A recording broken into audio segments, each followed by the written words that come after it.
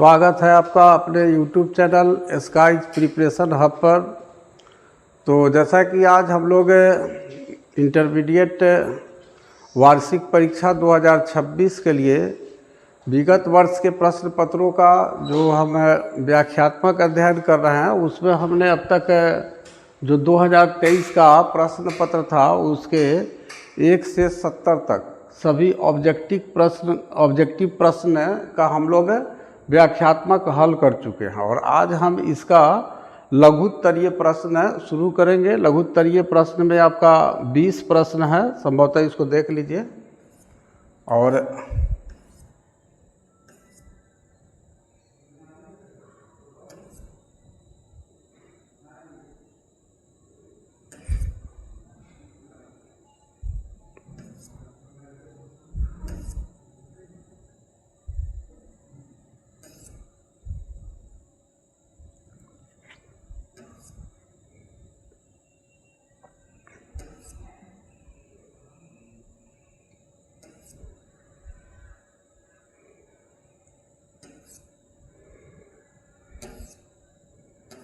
चलिए, यहाँ से सेक्शन बी हमारा स्टार्ट हो जाता है।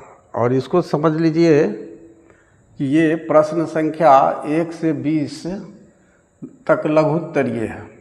किन्हीं 10 प्रश्नों के उत्तर दें। प्रत्येक के लिए 2 अंक निर्धारित है। यानी 1 से 20 तक आपका सेक्शन बी में लघुत्तरीय प्रश्न है। और इसमें से हमें किन्हीं 10 प्रश्न का हमें उत्तर देना है। और जैसा कि हम लोग 1 से 70 तक जो वस्तुनिष्ठ प्रश्न पत्र है इसका, उसको हम इस तरह से व्याख्यात्मक हल किए हैं कि लगभग सिलेबस आपका टच हो जाए। और आप 2 सेट और अगर हम इसके बाद समाप्त होगा ज्योग्राफी, तो आपका होम साइंस स्टार्ट करेंगे। और आप देखेंगे कि एक हिस्ट्री आपका समाप्त हुआ, एक ज्योग्राफी समाप्त होगा और होम साइंस समाप्त होगा। उसके बाद 2 सेट और जब हम कर लेंगे तो उसके बाद आपके सामने कोई भी ऐसा प्रश्न नहीं आएगा जिसका आप जवाब देने की स्थिति में नहीं होंगे। लेकिन शर्त यह है कि आप पूरे वीडियो को देख करके और जो नोट्स हम बनवाते जा रहे हैं उस नोट्स को निश्चित रूप से लिखिए और आप उसको रीडिंग देते रहिए। और समझ में नहीं है तो फिर आप YouTube को इस वीडियो को आप रिपीट करके सुनते रहिए ताकि आपको एक अच्छा समझ पैदा हो जाए। तो चलिए, आज हम लघुत्तरीय प्रश्न को हल करेंगे। पहला प्रश्न है, शुष्क कृषि क्या है? शुष्क कृषि, शुष्क का मतलब होता है, इसको हम कह सकते हैं कि सूखा हुआ स्थान पर होने वाला खेती। ऐसा खेती जहाँ सुखाड़ रहता हो, यानी बरसात पर ही निर्भर रहना पड़ता हो, सिंचाई के साधन का वहाँ पर अभाव हो, यानी सूखे स्थानों पर होने वाली जो कम वर्षा वाला जो स्थान होता है वहाँ पर जो खेती की जाती है, वैसे कृषि को हम शुष्क कृषि कहते हैं।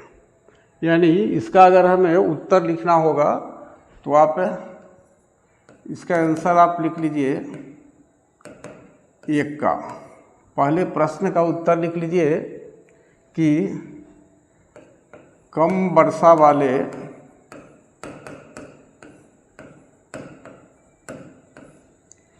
स्थानों पर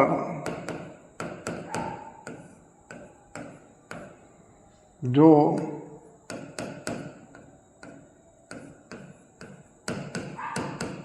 खेती की जाती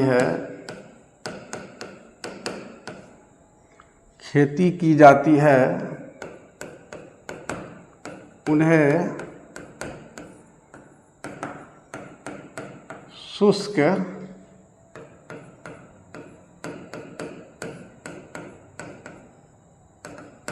कृषि कहते हैं। कम वर्षा वाले स्थानों पर जो खेती की जाती है उन्हें हम क्या कहते हैं? उन्हें हम शुष्क कृषि कहते हैं। शुष्क कृषि उन्हें हम कहते हैं। अब यदि देखा जाए तो आपको राजस्थान, गुजरात और हरियाणा के कुछ भागों में यह खेती प्रचलित है। हम कह सकते हैं कि राजस्थान, उसके बाद गुजरात, और हरियाणा के कुछ भागों में, हरियाणा के कुछ भागों में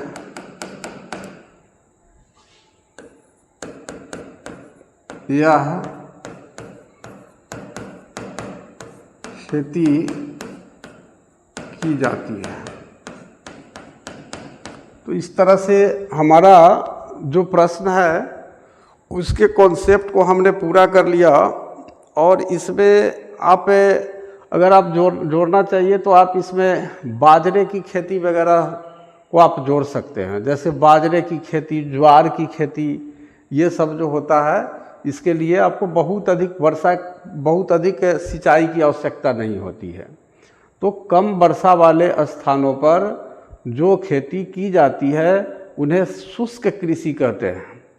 राजस्थान, गुजरात और हरियाणा, ये राजस्थान में आप जान रहे हैं कि रेगिस्तान है, बालू बहुत अधिक है, और उसी से सटा हुआ ये गुजरात है, और फिर दिल्ली के पास आपको हरियाणा है।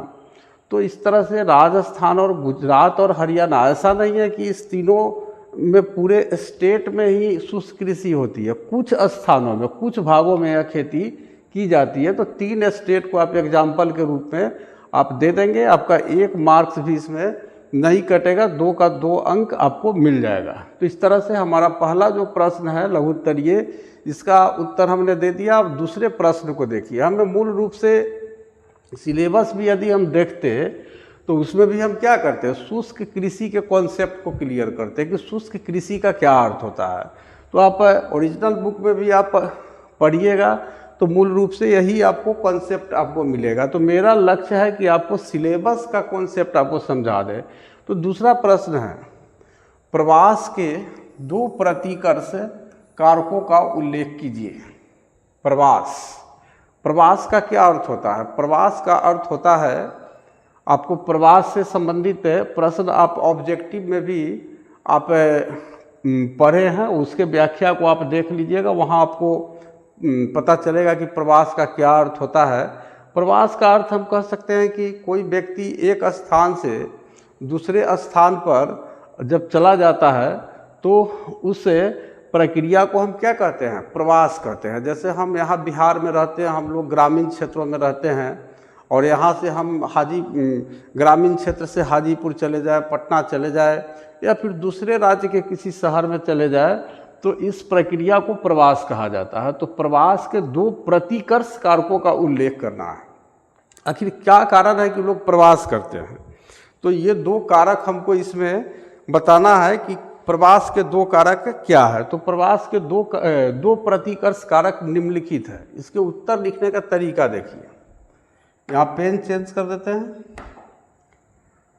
ये पहले प्रश्न का हमारा आंसर था, और ये यहाँ देखिए दूसरे प्रश्न का उत्तर। कलर चेंज करने के पीछे कारण है कि आपको समझ में आएगा कि ये दिखेगा स्पष्ट रूप से। तो यहाँ से हम लिखेंगे कि प्रवास के 2 मुख्य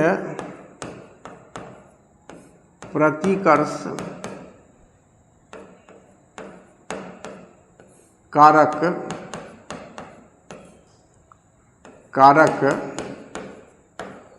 निम्नलिखित है।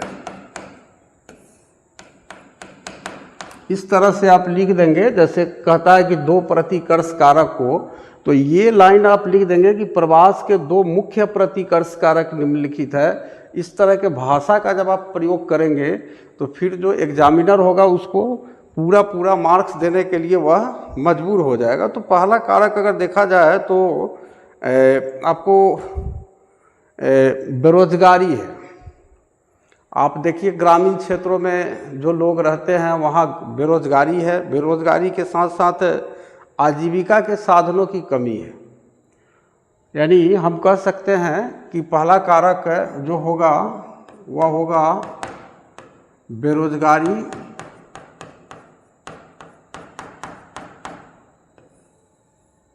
और दूसरा होगा आजीविका के साधनों की कमी, यानी आपको बेरोजगारी है और आजीविका के साधन का अर्थ होता है कि कमाने के जितने भी साधन हैं, अगर वो साधन आपके पास पर्याप्त नहीं हो जिससे कि आप अपने परिवार का अच्छी तरह से भरण पोषण कर सके, तो निश्चित रूप से आप प्रवास करेंगे, एक जगह से दूसरे जगह आप जाएंगे। तो ये बेरोजगारी आजीविका के साथ। उसके बाद कृषि से कम उत्पादन और भुखमरी। कृषि से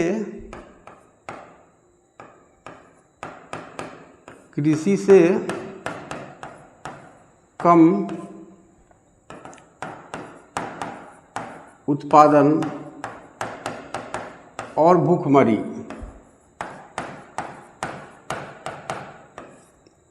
आदि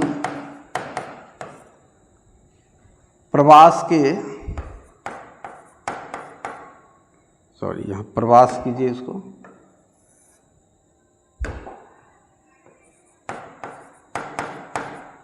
प्रवास के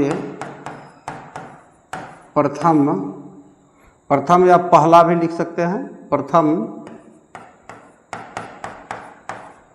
प्रतिकर्ष कारक है। इसको समझने में कोई परेशानी नहीं है। बेरोजगारी अगर है तो फिर कमाने के लिए लोग एक स्थान से दूसरे स्थान तक जाएगा, प्रवास करेगा। आजीविका के साधनों की कमी है, जैसे आपके पास व्यवसाय के साधन की अगर आपके पास कमी है तो उस स्थिति में भी आप प्रवास करेंगे। कृषि से कम उत्पादन, क्योंकि हमारे यहाँ लोगों के पास उतना बड़ा खेत नहीं है जितना हरियाणा और पंजाब के लोगों के पास है, तो क्या होगा, यहाँ से लोग जाएंगे, क्योंकि जितना कृषि से उत्पादन कम होगा तो फिर भुखमरी की समस्या होगी और इस कारण से क्या होगा, प्रवास होगा। तो ये बेरोजगारी, आजीविका के साधनों की कमी, कृषि से कम उत्पादन और भुखमरी, ये 4 कारण को हमने प्रवास के पहला कारण में हमने लिखा। और 2 कारण चूँकि हमको बताना है तो दूसरा में हम लोग ऐड कर सकते हैं कि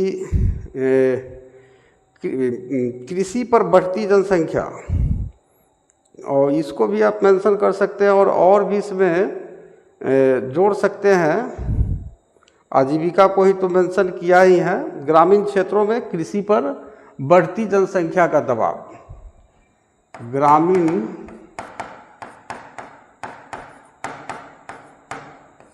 क्षेत्रों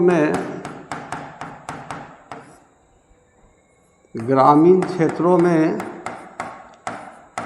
कृषि पर बढ़ती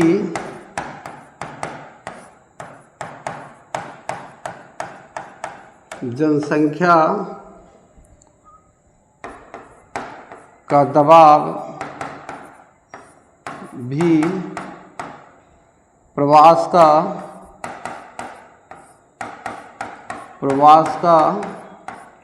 एक कारण है। तो इस तरह से हमने दूसरे प्रश्न को भी हल कर लिया। अब देखिए, प्रवास का मीनिंग भी हम समझा दिए कि कोई व्यक्ति को जब एक स्थान पर, अपने घर पर जब उसका ठीक से भरण पोषण नहीं होता है तो फिर वह अपने जीवन को सुचारू रूप से चलाने के लिए और ये क्या करते हैं कि एक स्थान से दूसरे स्थान पर जाते हैं, और इसी जाने की जो घटना है इसी को प्रवास कहा जाता है। तो हमने प्रवास के 2 मुख्य प्रतिकर्ष कारक का चर्चा किया। और आप ये ध्यान रखिए, आप अगर जितना हम आपको एग्ज़ाम्स के लिए लिखा दे रहे हैं और प्रिपेयर करा दे रहे हैं, आप बिल्कुल टेंशन फ्री होकर के आप अपने एग्ज़ाम अच्छे अंक से निकालेंगे यदि आप इसको ठीक से आप इसको पढ़ते जाते हैं। तो इस तरह से हमारा दूसरा प्रश्न क्लियर हो गया। अब हम चलते हैं तीसरे प्रश्न की तरफ। फिर हम पेन का कलर चेंज कर दें। मेगा सिटी क्या है? यहाँ पर हम उत्तर यहाँ लिख देते हैं तीसरे प्रश्न का, उत्तर 3। मेगा सिटी क्या है? मेगा सिटी को हम कह सकते हैं, से अर्थ है कि जिस नगर या उसके उपनगरों की मिलकर जनसंख्या 1 करोड़ से अधिक होते हैं। मतलब हम कह सकते हैं कि वैसे नगर जिसकी जनसंख्या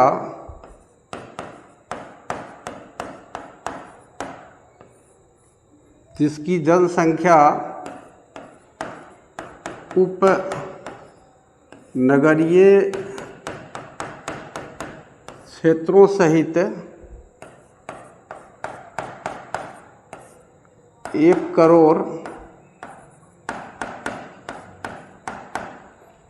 करोड़ से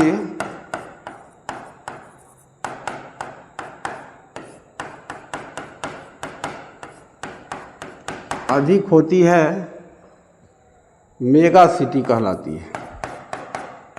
मेगा सिटी कहलाती है। तो इस तरह से अगर बिहार में देखा जाए तो पटना की जो जनसंख्या होगा, अब उस जनसंख्या को काउंट करना होगा, लेकिन ये एक आपके पास क्या किया है कि एक डेड लाइन दिया है, एक सीमा, एक बॉर्डर खींचा है कि 1 करोड़ से अधिक अगर जनसंख्या हो जाए किसी नगर का, तो वैसे नगर को हम मेगा सिटी बोलते हैं, वैसे सिटी को हम मेगा सिटी बोलते हैं। लेकिन इस नगर में एक बात ध्यान रखना है, इस नगर में क्या कहता है ये, इसका कहना है कि वैसे नगर जिसकी जनसंख्या उपनगरीय क्षेत्रों सहित, उपनगरीय सब अर्बन, आप सिटी को, नगर को अर्बन कहते हैं और ग्रामीण क्षेत्र को रूरल बोलते हैं। तो ये नगर है, और नगर से सटा हुआ और भी जो, जैसे मान लीजिए पटना या हाजीपुर को ही हम ले लेते हैं, बिहार के हम लोगों के आसपास जो है नगर है, तो हाजीपुर को ही ले लेते हैं। और हाजीपुर हुआ, और हाजीपुर के चारों तरफ से सटे हुए जो ग्रामीण क्षेत्र है उसी को उपनगर कहा जाता है। उपनगर यानी किसी नगर से सटा हुआ, अब ज़्यादा दूरी पर नहीं, लेकिन 2, 3, 4 किलोमीटर के रेंज में नगर से सटा हुआ जो भी गांव आते हैं उसको उपनगर कहा जाता है। तो नगर, और वैसे नगर जिसकी जनसंख्या उपनगरीय क्षेत्रों सहित, मतलब कि आसपास के 4-5 किलोमीटर के गांव का भी जनसंख्या हमें मिला लेना है। ये सब मिला के 1 करोड़ से अधिक अगर किसी नगर की जनसंख्या हो जाए तो वैसे नगर को हम मेगा सिटी कहते हैं। तो वैसे नगर जिसकी जनसंख्या उपनगरीय क्षेत्रों सहित 1 करोड़ से अधिक होती है, मेगा सिटी कहलाती है। तो इस तरह से हमने 3 प्रश्न को यहाँ क्लियर किया, और हमें लगता है कि यदि आप लेक्चर को भी ठीक से आप देख लें तो बहुत ज़्यादा आपको इसको तैयारी करने में परेशानी नहीं होगी। तो इस तरह से हम चलते हैं अब चौथे प्रश्न की तरफ। तो इसको हटा देते हैं, आप अपना इसको पाउज करके इसको लिख लीजिएगा। अब हम चलते हैं चौथे प्रश्न की तरफ।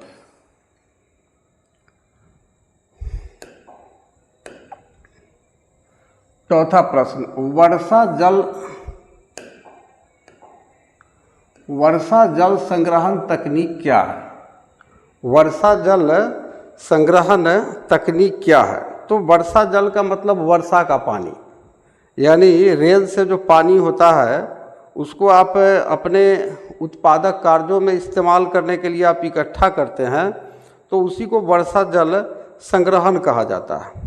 तो इसको हम इस तरह से कह सकते हैं कि वर्षा जल को अपने किस चीज़ के लिए, अपने उत्पादक कार्यों में, अपने उत्पादक कार्यों के लिए जब हम इस कार्यों में इस्तेमाल के लिए इकट्ठा करने को हम वर्षा जल संग्रहण कहते हैं। वर्षा जल संग्रहण तकनीक क्या है? तो इसका उत्तर 4 नंबर का लिख लीजिए कि अपने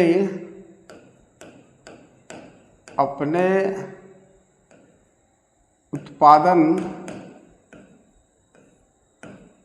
अपने इसमें एक ऐसा हमको ये इसका आंसर तैयार करना है कि एक भाषा में आपको याद हो जाए। तो अपने उत्पादक कार्यों में, अपने उत्पादक कार्यों में इस्तेमाल के लिए, उत्पादक कर दीजिए इसको, उत्पादक को कर दीजिए।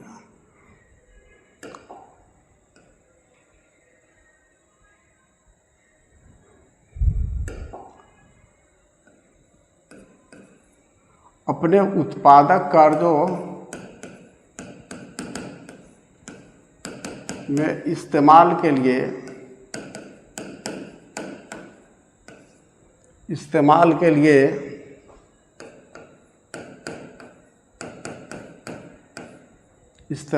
लिए अपने उत्पादक कार्यों में इस्तेमाल के लिए जब वर्षा के पानी को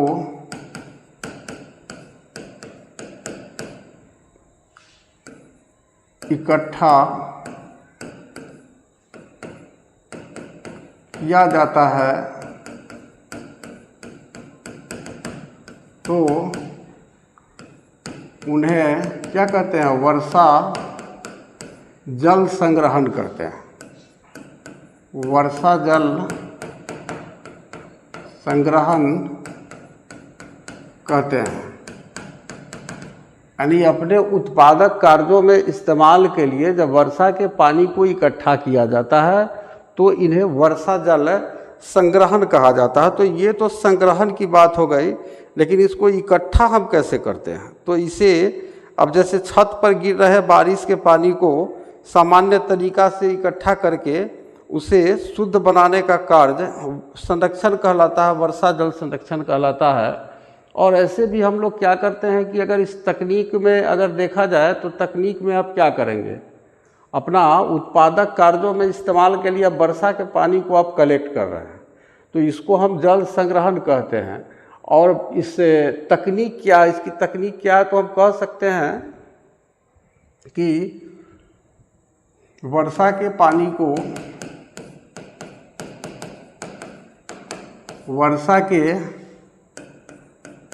पानी को क्या बना करके नालियों के माध्यम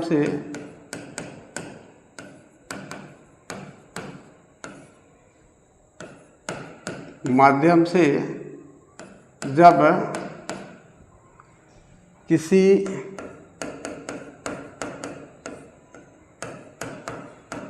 तालाब आदि में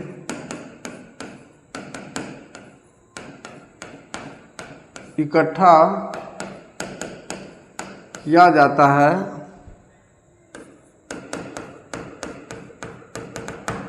तो यह संग्रहण का तकनीक कहलाता है।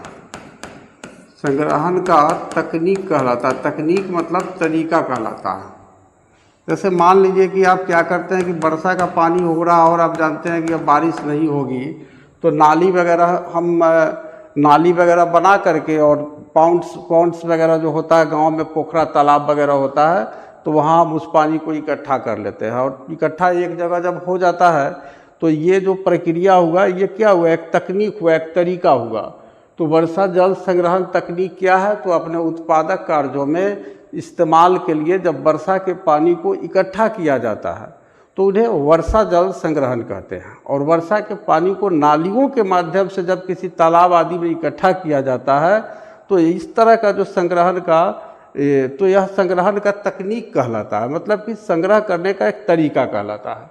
तो वही तकनीक को क्लियर करना था। नेक्स्ट है जनसंख्या संगठन क्या है?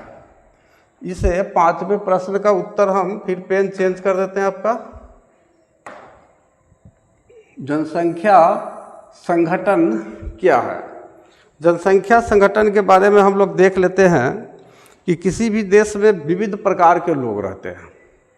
किसी भी देश में आप चले जाइए तो वहाँ विविध प्रकार के लोग रहते हैं और प्रत्येक व्यक्ति जो होता है वो अपने आप में अद्वितीय होता है।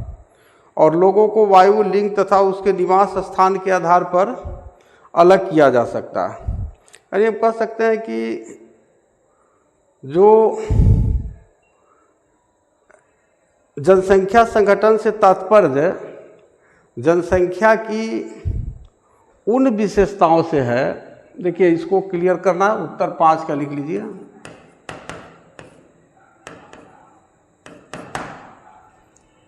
जनसंख्या संगठन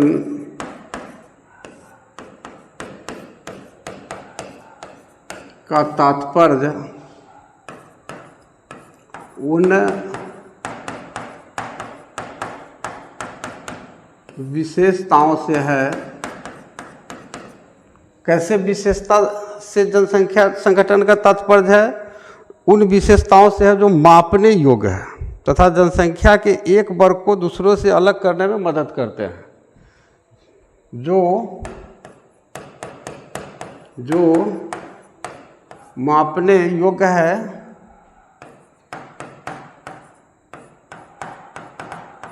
और जो एक वर्ग को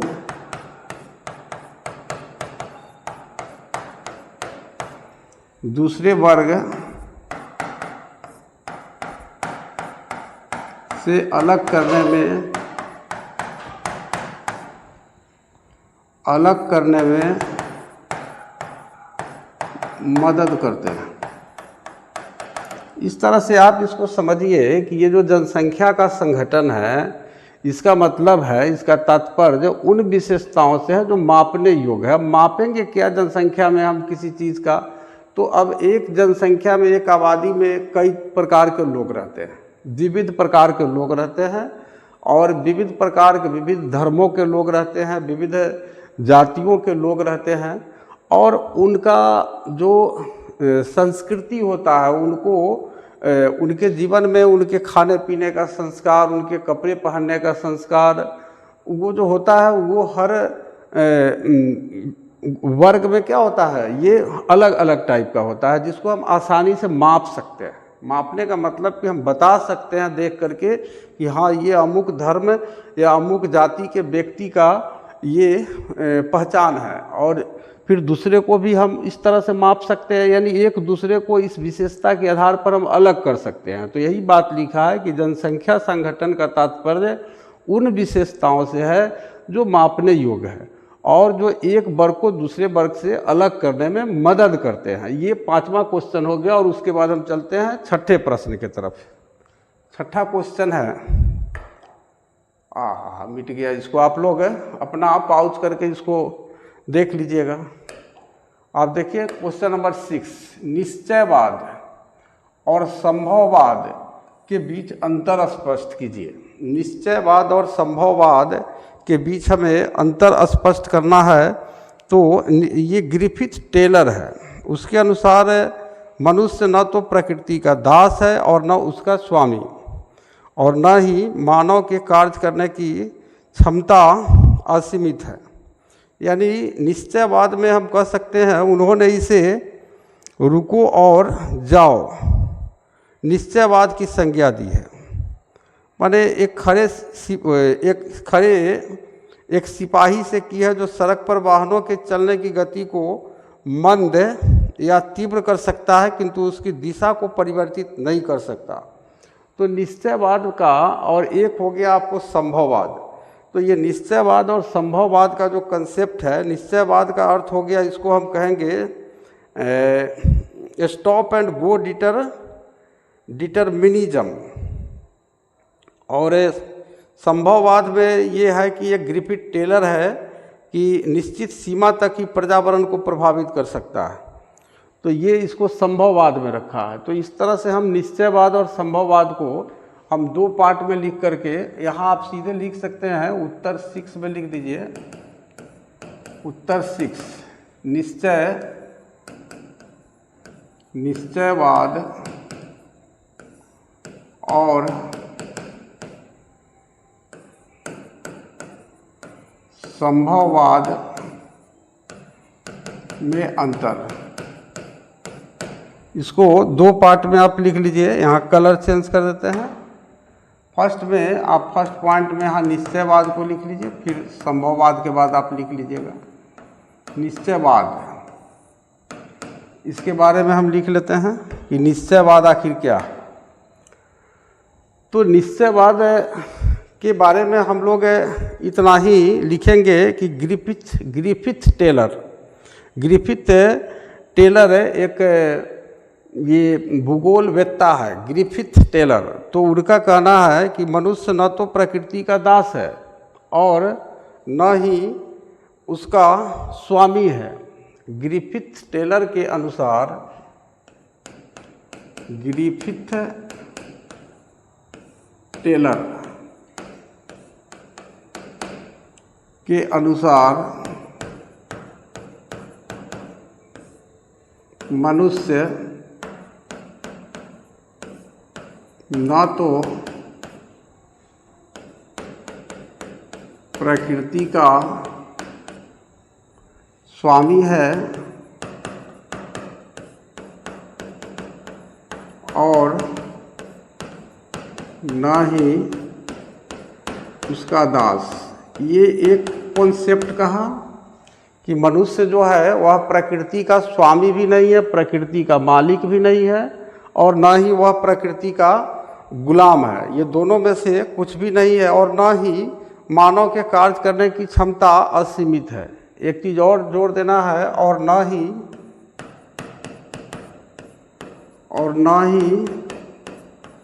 मानव के कार्य करने की क्षमता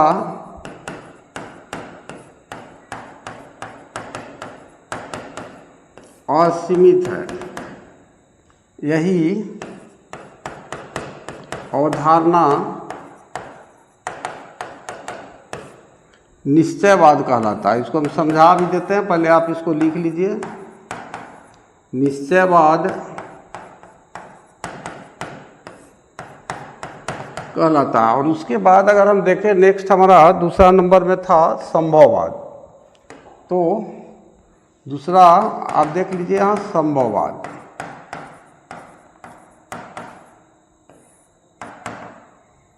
संभववाद में देखिए कि संभववाद का क्या कंसेप्ट है, और संभववाद का कंसेप्ट क्लियर कर लेने के बाद हम लोग निश्चयवाद और संभववाद को एक बार फिर उसके एक्सप्लेन को देख लेंगे। तो ये माना है कि मानव एक निश्चित सीमा तक ही पर्यावरण को प्रभावित कर सकता है। इसी के अनुसार ग्रिफिथ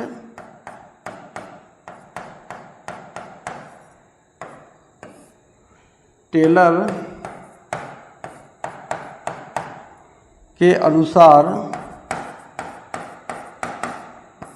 मनुष्य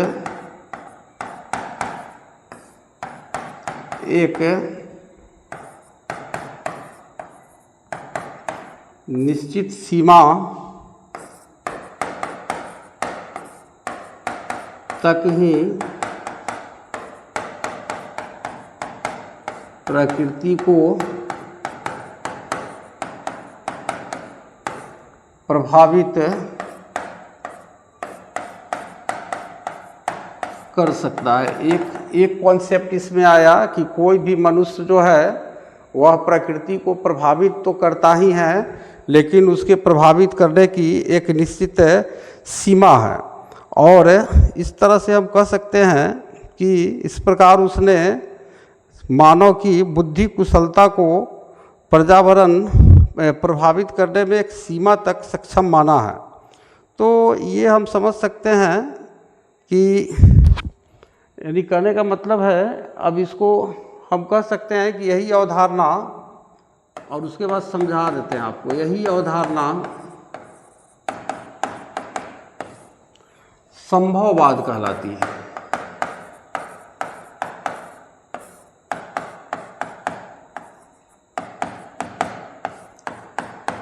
संभववाद कहलाती है। अब आप इसको समझ लीजिए।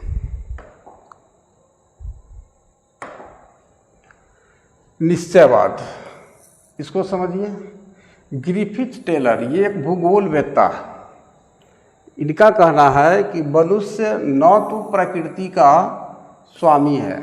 देखिए, ये इंसान जो है वह प्रकृति का स्वामी नहीं है, मालिक नहीं है, ये बात ग्रिफिथ टेलर का कहना है। और ना ही उसका दास है, और ना ही वह प्रकृति का गुलाम है। मनुष्य को जो मन करता है वह प्रकृति के खिलाफ जा कर के भी करता ही है। और प्रकृति को मनुष्य क्या करता है, उसके साथ छेड़छाड़ प्रकृति के साथ मनुष्य करता ही है। और ये आज हम देख भी रहे हैं कि मनुष्य ने जो कुछ भी बनाया है इस प्रकृति में, तो उससे हमारे जो पर्यावरण को जो नुकसान होता है, बहुत सारी हानिकारक गैसें निकलती है, फैक्ट्री वगैरह, कल कारखाने, ये सब मनुष्य ने ही तो बनाए हैं। तो ये सब बनाने से क्या हुआ है, तो बनाने का मतलब है कि उससे जो हानिकारक गैस निकलती है वह हमारे वायुमंडल को, हमारे पर्यावरण को क्या करती है, प्रदूषित करती है, यानी हमारे प्रकृति को डिस्टर्ब करती है। तो हम उसको गुलाम भी नहीं मान सकते और मालिक भी नहीं है, क्योंकि वह चाहेगा कि हम प्रकृति को बदल दे तो बदल भी नहीं सकता है। तो और ना ही मानव के कार्य करने की क्षमता असीमित है, और इसका ऐसा नहीं है कि इसकी क्षमता असीमित है, मतलब कि लिमिट से बाहर मनुष्य का क्षमता भी नहीं है। एक लिमिट तक ही इंसान जो है जा सकता है प्रकृति के खिलाफ। तो ये बात क्या है, ये बिल्कुल निश्चित है। तो ये बिल्कुल निश्चित बात कहा है ग्रिफिथ टेलर ने कि यह प्रकृति का मालिक भी नहीं है, ये बिल्कुल निश्चित बात है। ना ही उसका ये गुलाम है, गुलाम होता तो फिर ये उसको छेड़छाड़ कैसे करता प्रकृति को। तो दास भी नहीं है और ना ही मानव के कार्य करने की क्षमता असीमित है, और इतना भी इसके पास क्षमता नहीं है मानव के पास कि लिमिट से ज़्यादा हो, तो प्रकृति को ही तहस नहस कर दे, इतना भी क्षमता नहीं है। तो ये बात निश्चित है, और इसी अवधारणा को निश्चयवाद कहा जाता है। यानी जो बातें बिल्कुल निश्चित है, जितनी बातें ग्रिफिथ टेलर ने कहा है उतनी बातें बिल्कुल निश्चित है, और इसी अवधारणा को, इसी कॉन्सेप्ट को निश्चयवाद कहा जाता है। दूसरा संभववाद देखिए।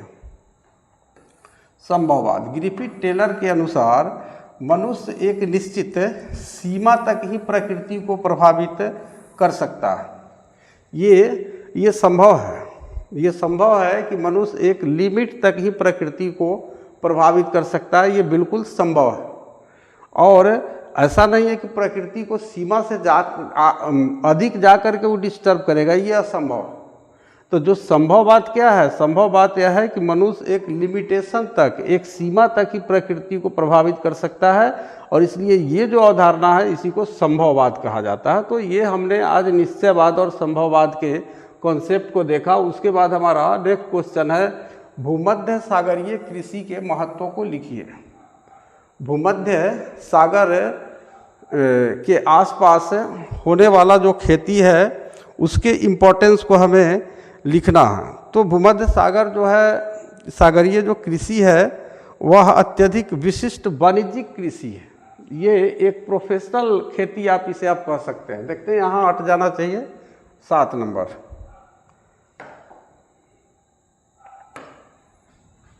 यहाँ पर उत्तर 7 नंबर का लिख देते हैं।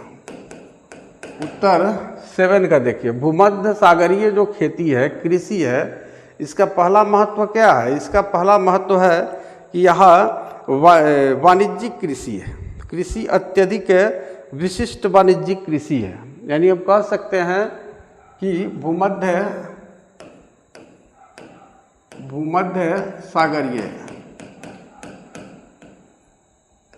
भूमध्य सागरीय कृषि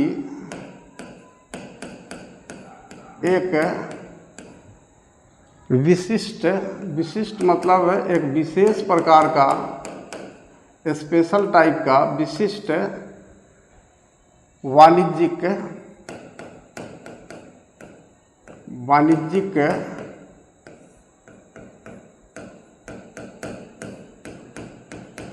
कृषि है।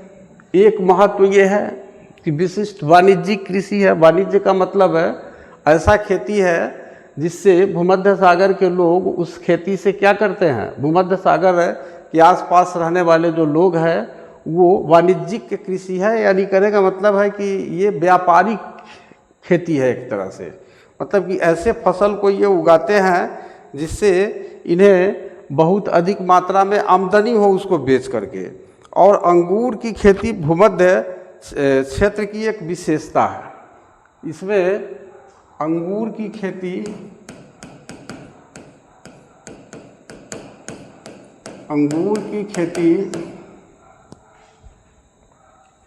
भूमध्य क्षेत्र की एक विशेषता है। अब ये देखिए, अंगूर की खेती करेगा तो आप जानते हैं कि अंगूर से शराब बनते हैं। तो वैसे दुनिया के देश जहाँ पर बहुत अधिक मात्रा में लोग शराब पीते हैं, तो वहाँ पर क्या करेंगे, इस अंगूर का निर्यात करेंगे, उसका एक्सपोर्ट करेंगे। तो ये बिल्कुल वाणिज्यिक कृषि है, अंगूर की खेती करते हैं ये।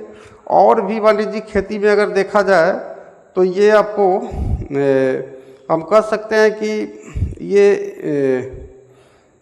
भूमध्य सागर के आसपास आपको कई ऐसे क्षेत्र हैं जहाँ पर भूमध्य सागरीय कृषि होती है, लेकिन हमें चूँकि इतना ही क्लियर करना था कि भूमध्य सागरीय कृषि के महत्व को समझाइए।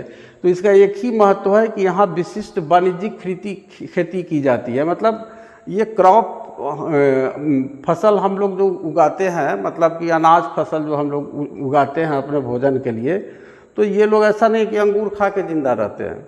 तो ये अंगूर को बेचते हैं और बेचने के बाद इनके खाने की जो वस्तु होती है उसी पैसा से क्या करते हैं, अपना ये खरीदते हैं। यानी एक व्यापारिक खेती की जाती है भूमध्य सागर में। तो ये इसकी एक विशिष्ट इसकी एक क्या है, इसका एक महत्व है ये भूमध्य सागरीय कृषि का, कि ये वाणिज्यिक कृषि करते हैं। और वाणिज्यिक कृषि में मुख्य रूप से किस चीज़ की खेती करते हैं, तो अंगूर की खेती जो है भूमध्य क्षेत्र की एक विशेषता है। और इसमें अगर हमारी इच्छा हो तो थोड़ा सा हम बढ़ा सकते हैं, कुछ भूमध्य सागर के क्षेत्र के आसपास के कुछ देश का नाम हम उसमें लिख दे सकते हैं, जैसे सेंट्रल चिली हो गया, कैलिफोर्निया हो गया इत्यादि नाम लिख दीजिए।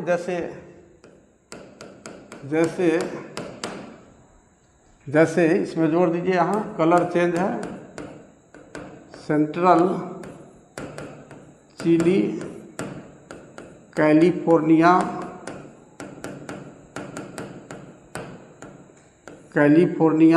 आदि। तो ये यहाँ इन सब जगहों पर सेंट्रल चिली और कैलिफोर्निया ये सब जो देख रहे हैं वो भूमध्य सागर के आसपास के ही क्षेत्र है।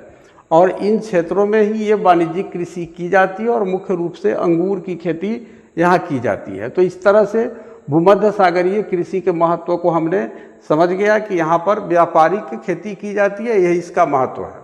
अब नेक्स्ट हमारा जो 8वां प्रश्न है इसको हम क्लियर करते हैं, उसके बाद इसको हम नीचे वाला को मिटा देते हैं। आपका नीचे वाला इसको आप लिख लिए होइएगा या लिख लीजिएगा।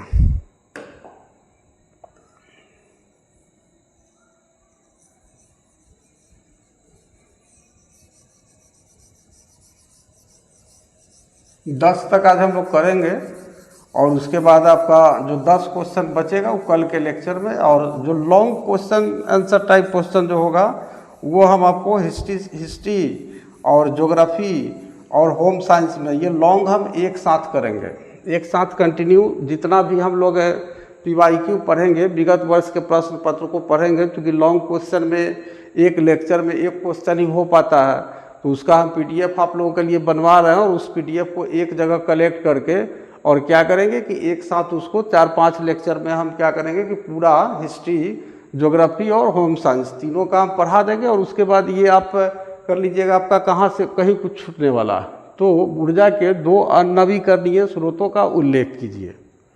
नेक्स्ट देखिए आप 8 नंबर, अनवीकरणीय 2 स्रोत का सिर्फ नाम बताना है, उल्लेख करना। तो हम लिख सकते हैं कि ऊर्जा के 2 अनवीकरणीय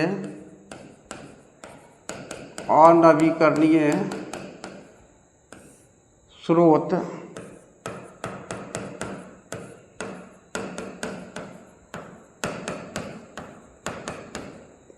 निम्नलिखित है। तो 2 स्रोत हमें ऊर्जा का लिख देना है जो अनवीकरणीय स्रोत हो। तो हम एक कोयला को लिख सकते हैं और दूसरा पेट्रोलियम या खनिज तेल को हम लिख सकते हैं। तो पहला आप लिख दीजिए कोयला, सिर्फ उल्लेख करना था, और दूसरा पेट्रोलियम अथवा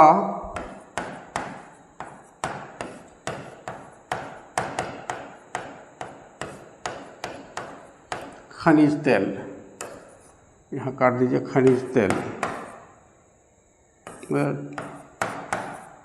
इस तरह से हमें 2 अनवीकरणीय स्रोत को यहाँ हम लिख ले सकते हैं। देखिए यहाँ पर आप इसको समझ लीजिए, ऊर्जा के 2 अनवीकरणीय स्रोत। अनवीकरणीय का अर्थ हुआ कि ऐसा स्रोत जिससे हमें ऊर्जा प्राप्त होता है, तो उस स्रोत को हम ऊर्जा का स्रोत कहते हैं। तो कोयला से हमें क्या होता है, ये आपको हीट एनर्जी, उष्मा ऊर्जा हमें प्राप्त होता है, और पेट्रोलियम वगैरह से भी हमें उष्मा ऊर्जा और प्रकाश ऊर्जा, ये सब जो है हमें प्राप्त होता है। लेकिन अब सोचिए कि अगर हमारे ज़मीन के नीचे जितना कोयला है, सारा कोयला जब समाप्त हो जाए तो इसे बनने में लाखों वर्ष लगते हैं।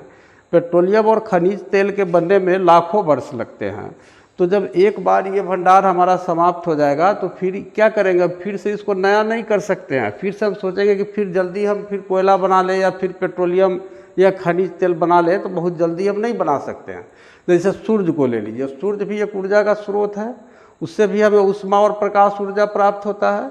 लेकिन सूर्य है कि आज आप उस ऊर्जा को सोलर प्लेट के माध्यम से यूज कर लिए तो कोई बात नहीं है, फिर कल सूर्य उगेंगे, और सूर्य उगेंगे तो फिर आपको सौर ऊर्जा, सोलर एनर्जी आपको मिल जाएगा। तो वो नवीकरणीय स्रोत है सौर ऊर्जा। लेकिन ये जो ऊर्जा का स्रोत है, इसके बनने में लाखों वर्ष का समय लगता है। इसलिए अनवीकरणीय ऊर्जा के दो स्रोत का सिर्फ हमें उल्लेख करना था, तो हमने एक कोयला को ले लिया और एक पेट्रोलियम अथवा खनिज तेल को ले लिया। अब हमारा 9वां प्रश्न है, हम सिर्फ ये 10 तक आज करेंगे। भारत के 4 तांबा उत्पादक केंद्रों का उल्लेख कीजिए। ऐसे प्रश्न अगर पूछे तो निम्नलिखित वाला काम आप जरूर कर दीजिएगा, क्योंकि जैसे ही निम्नलिखित वाला इतना लिखिएगा आपका 1 नंबर पक्का हो जाएगा। तो 9वां का आंसर देखिए, उत्तर 9वां क्वेश्चन देखिए, भारत के 4 तांबा उत्पादक केंद्रों का उल्लेख कीजिए। तो यहाँ लिख दीजिए भारत के 4 तांबा यानी कॉपर, तांबा उत्पादक केंद्र निम्नलिखित है।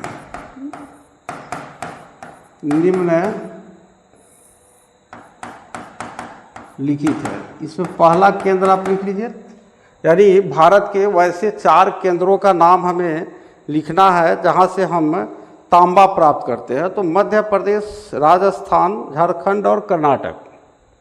मध्य प्रदेश,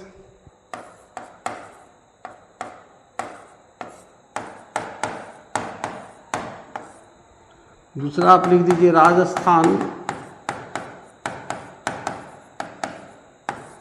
उसके बाद तीसरा लिख दीजिए झारखंड, और चौथा लिख दीजिए कर्नाटक। ये भारत के 4 राज्य का नाम पूछे या 4 केंद्र का नाम पूछे तो आप ये 4 का चर्चा कर दीजिए। मध्य प्रदेश में हमारे देश का लगभग 62% आपको तांबा यहीं से प्राप्त होता है, 62%। राजस्थान से आपको 27% प्राप्त होता है, और बाकी जो बच गया वो आपको 11% कर्नाटक से, और 62, 27 और 11 देखिए जोड़ करके 62, 27, 11, तो ये हो गया 1, 7, 8 और 2, 10 के 0 80 लेख। हाँ, ये इस तरह से ये एक डाटा दिया है, लेकिन हमें सिर्फ केंद्र का नाम पूछा है तो उतना ज़्यादा इसमें हमें नहीं जाना है। जब ऑब्जेक्टिव क्वेश्चन रहता है तो हम उसको विस्तार से व्याख्या करते हैं आपका सिलेबस पूरा करने के लिए। तो ये भारत के 4 तांबा उत्पादक केंद्र आपको याद रखिए, मध्य प्रदेश, राजस्थान, झारखंड, कर्नाटक। भारत के 4 तांबा उत्पादक केंद्र निम्नलिखित है, मध्य प्रदेश, राजस्थान, झारखंड, कर्नाटक। तो इस तरह से 9वां प्रश्न हो गया, और आज का अंतिम प्रश्न हमारा हुआ 10वां प्रश्न, जिसको हम क्लियर कर लेते हैं। भारत के 4 सूती वस्त्र उद्योग केंद्रों के नाम लिखिए। तो भारत के 4 सूती वस्त्र उद्योग केंद्र का यहाँ नाम लिख दीजिए। उसके पहले हम ये ऊपर वाला यहाँ मिटा देते हैं।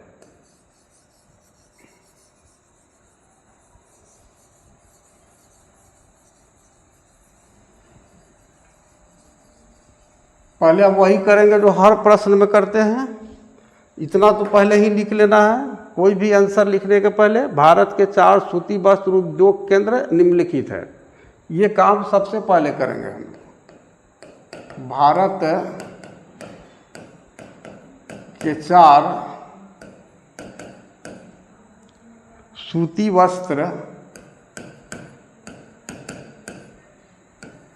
सूती वस्त्र उद्योग केंद्र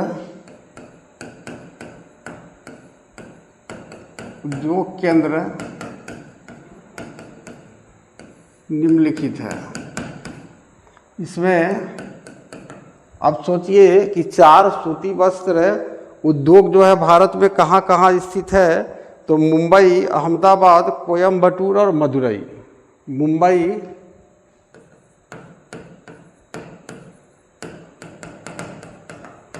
अहमदाबाद,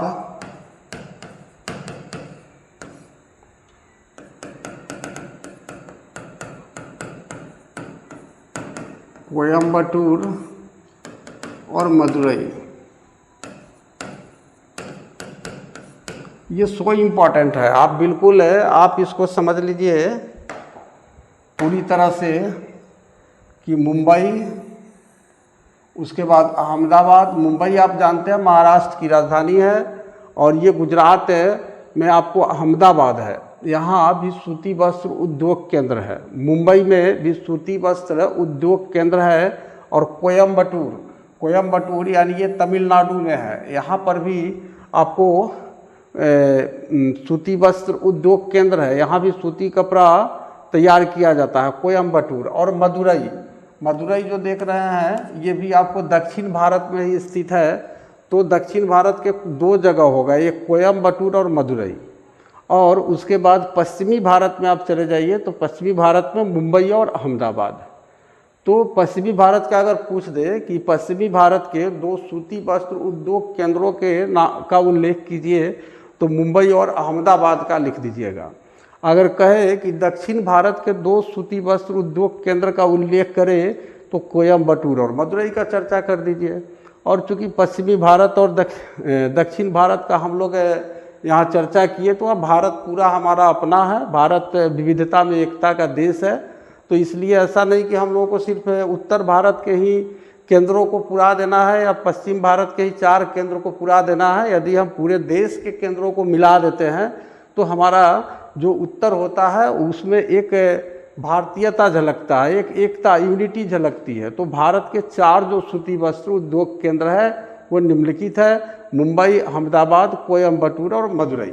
तो चलिए अब यहीं पर हम आज का जो ज्योग्राफी का लघुत्तरीय प्रश्न का लेक्चर है यही समाप्त करते हैं, और अगले दिन हम अगले लेक्चर में हम इस लघुत्तरीय प्रश्न को समाप्त करेंगे। उसके बाद होम साइंस स्टार्ट करेंगे।